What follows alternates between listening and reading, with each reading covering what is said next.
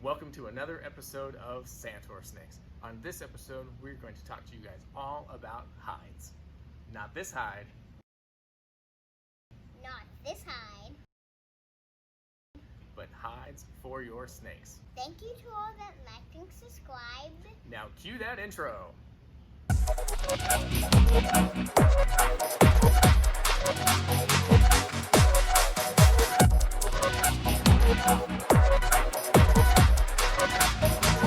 Getting right into it, hides for your snakes. What exactly is a hide? A hide is like where snakes like to be, and they like to be make it dark. They like it dark. Right, so a hide is a small place inside the snake's enclosure that is dark. Yeah. Yeah, very good. So why are hides important?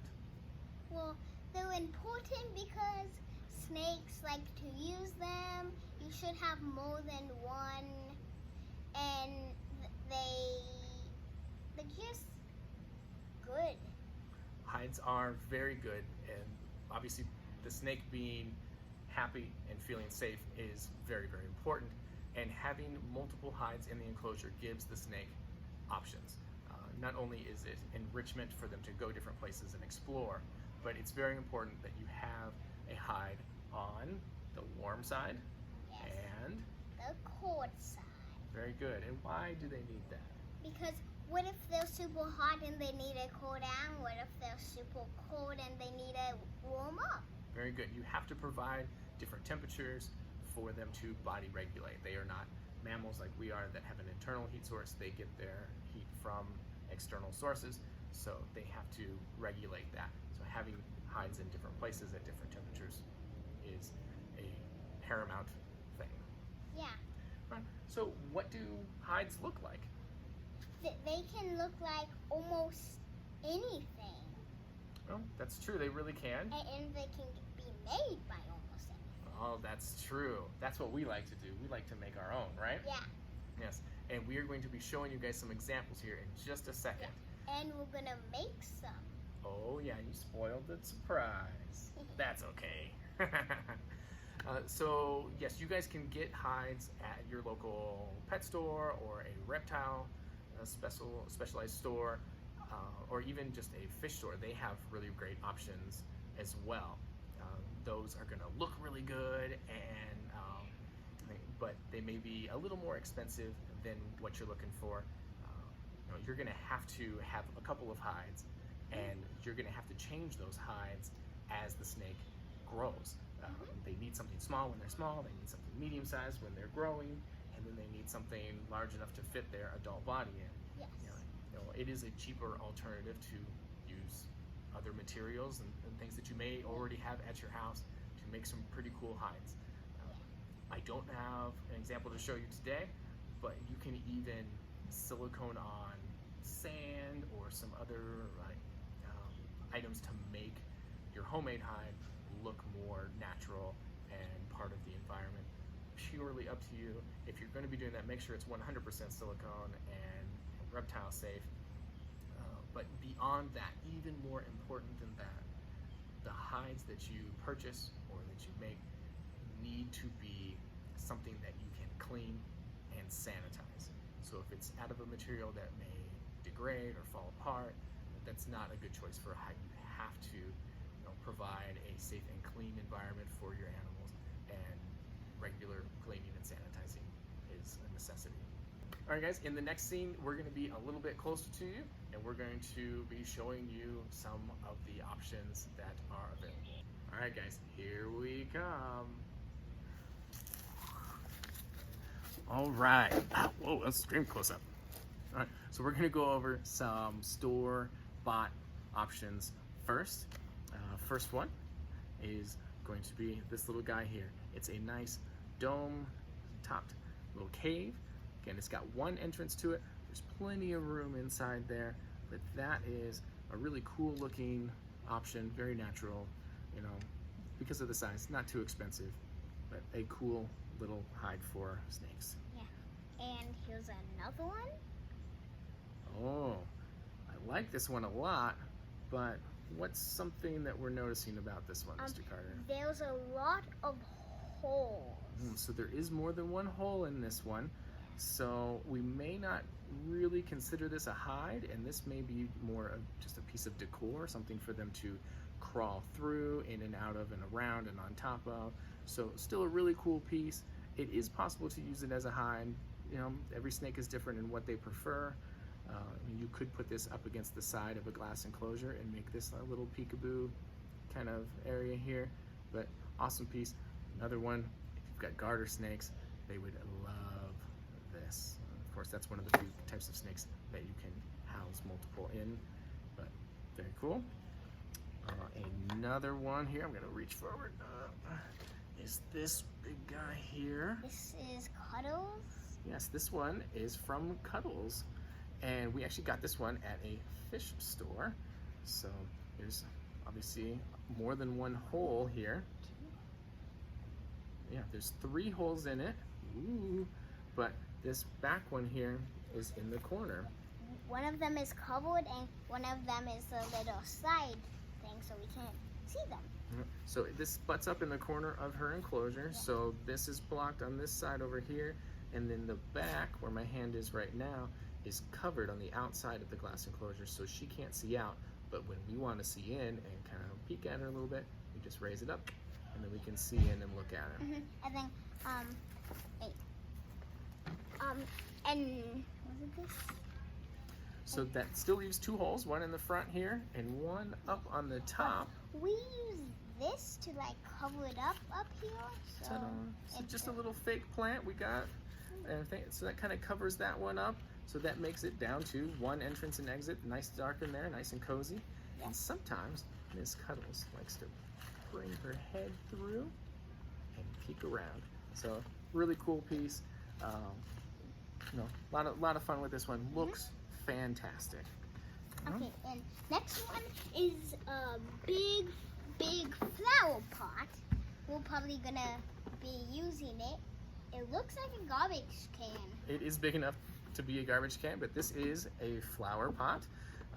And then there's a normal size flower pot. And then we, of course, have just a little mini one. Now, we have used this one. We've cut down so it's shorter. Right? But you don't necessarily need to do that.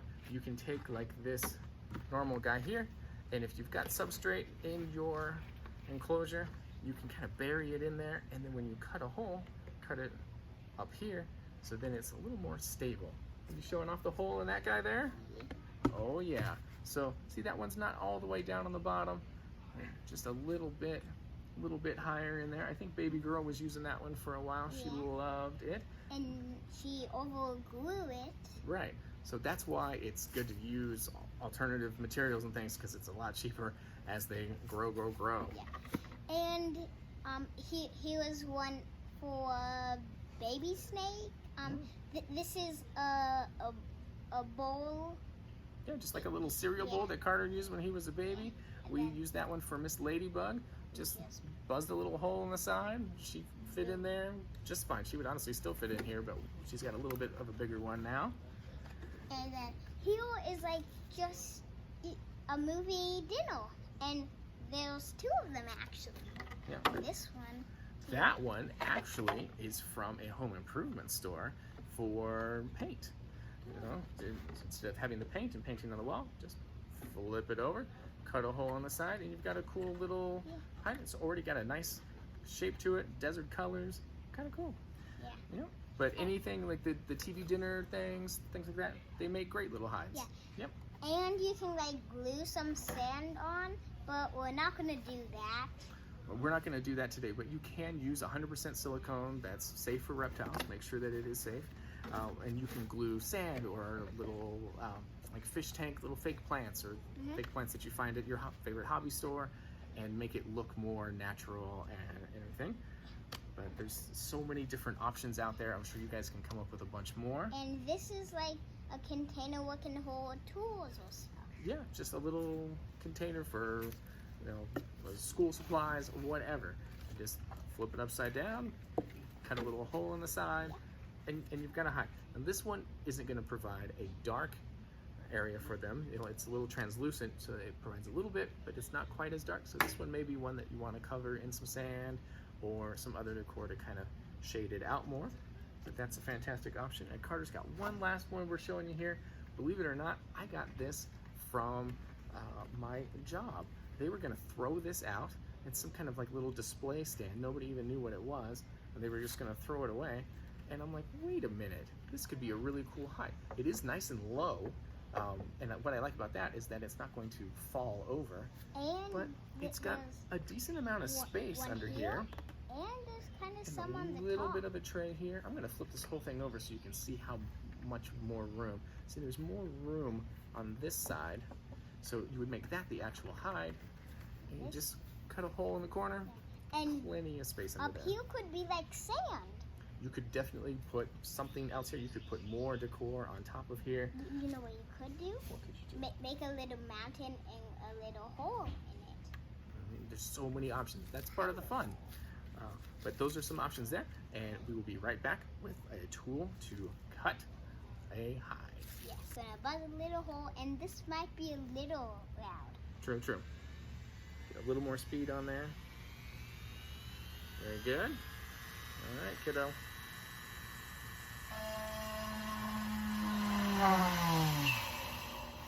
There we go. Nice start. Don't want to go too fast. Good.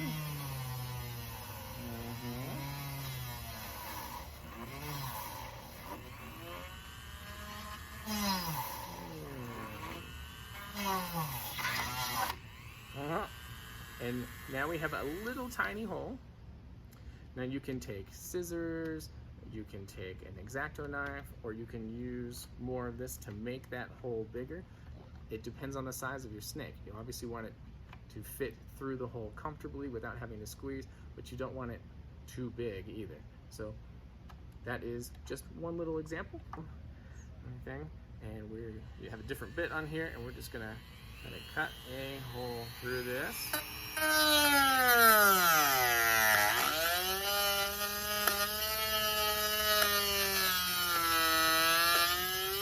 Alright, there's one side.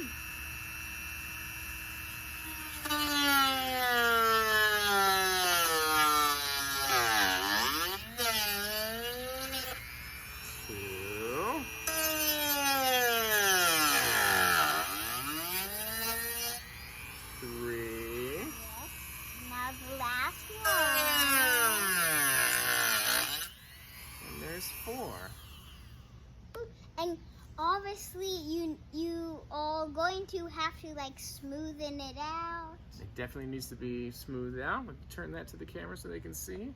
So right now it's just a rough square. You've got some extra little pieces of melted plastic there. But you can take like a sandpaper round bit and kind of round that out a little bit. Just get rid of those edges. And a perfect little translucent hide that you can kind of peek in on them. The only other one that we really want to show you today is one with the TV dinner tray. Something super easy. Okay, just a small little dish here. And and Carter's gonna do this one as well. Just get that right in there. Faster. Give it all you've got, Captain.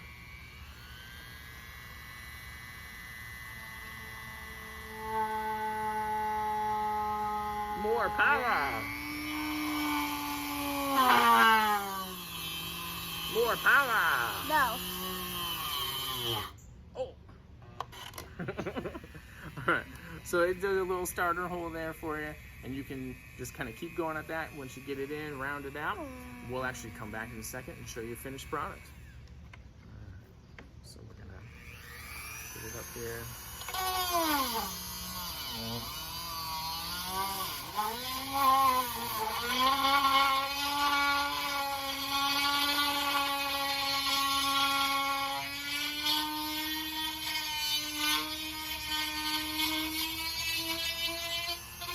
Alright guys, so we've got a little bit more of a finished product going here.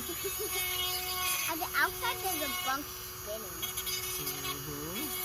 So that plastic kind of gets collected on there because it's heating up.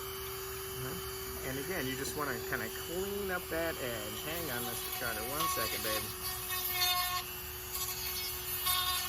Yeah. We'll just Wow. use our fingers. I think somebody likes the Dremel tool.